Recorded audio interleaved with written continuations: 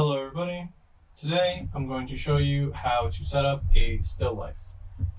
As you can see in front of you, I have set up a blanket with an assortment of objects. The blanket is there just to serve as a neutral background. It is not there to be meant as anything other than that. If you can't set up a blanket, that's okay. My suggestion is to just try to have your table or whatever you're setting your still life up against a wall that is one flat color, which my wall is not, which is why I set up the blanket. So you can see I have an assortment of objects here, and I'm going to be putting them in a way that makes an interesting still life, and I will show you how to do things that start simple and then get more complicated as you add more items to them. So I'm going to set this down right here.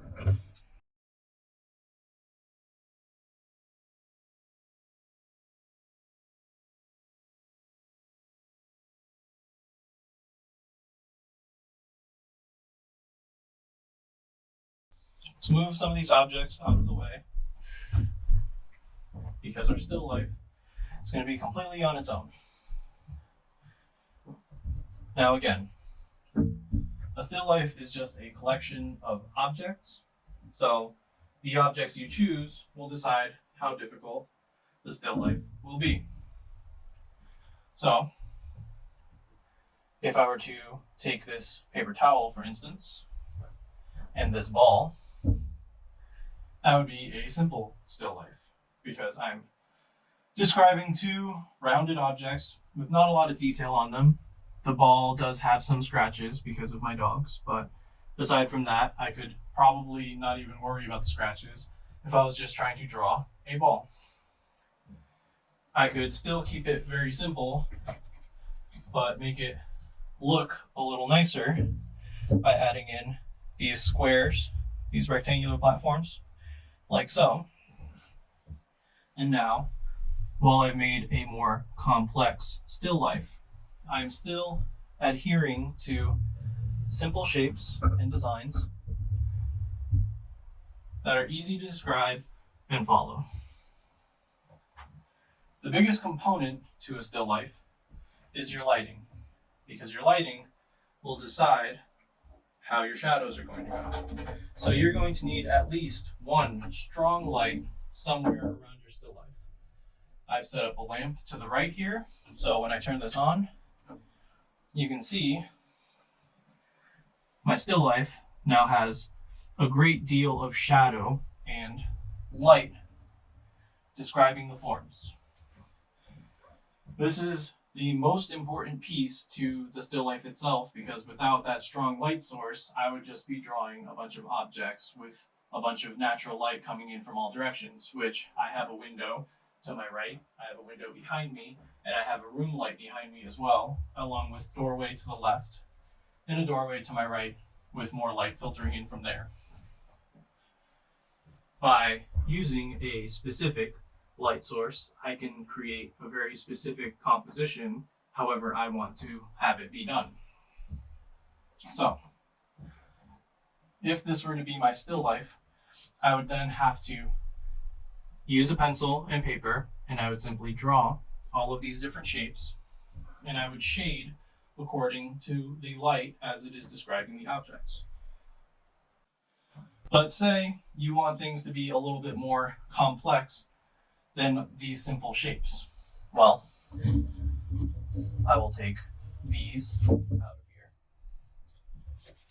here, and I will take this out of here, and I'll take this out of here. You could make your still life more complex by using a more complex object, such as this wooden box that has different shades to the wood, different stains. There's a Celtic knot design on the top of it,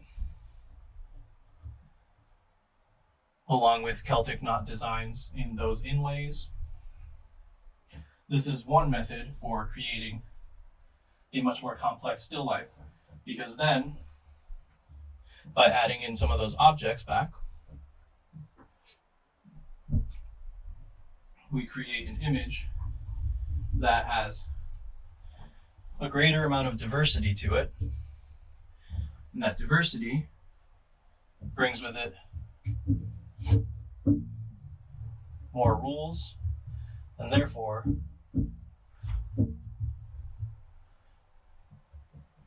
more complex decision making in your artwork.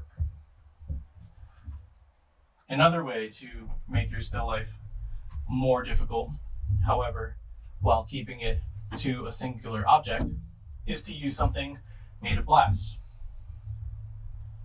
such as my hourglass here. Because glass, when lit, will have reflected areas, and this also has the secondary effect of having metal in it. So thanks to the metal in the hourglass, there's another property of it that's being reflected by the light.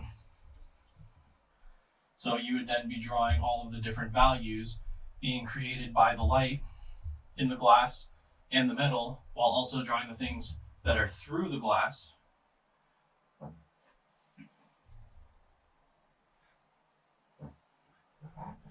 Since we're speaking of metal, adding a metal object, especially one that is rounded, will add even more of a pronounced effect, where you have a reflected surface that is being created from the different light sources around you. On this pan, you can see my light source to the right, which is now in the camera view, obviously. But you can also see the reflected lamp and the reflected window behind me. As this is a pan, it could also be inverted, like so.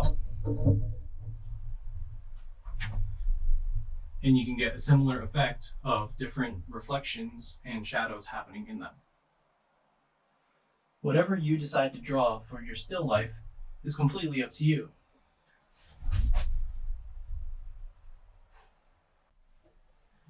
Somebody who's just beginning to draw might decide that they need to keep it simple. And if you're keeping it simple, something like a ball is going to be your best bet, because light describes a spherical object very specifically.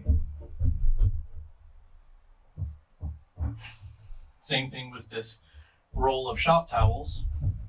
It is rounded and cylindrical, so you can expect light to describe it in a very specific way.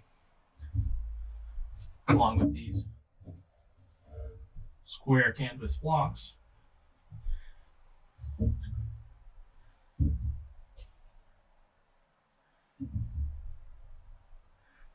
light will very specifically create different highlights and shadows for you. This was just a quick and easy tutorial on how to create a still life. That's all I have for you today.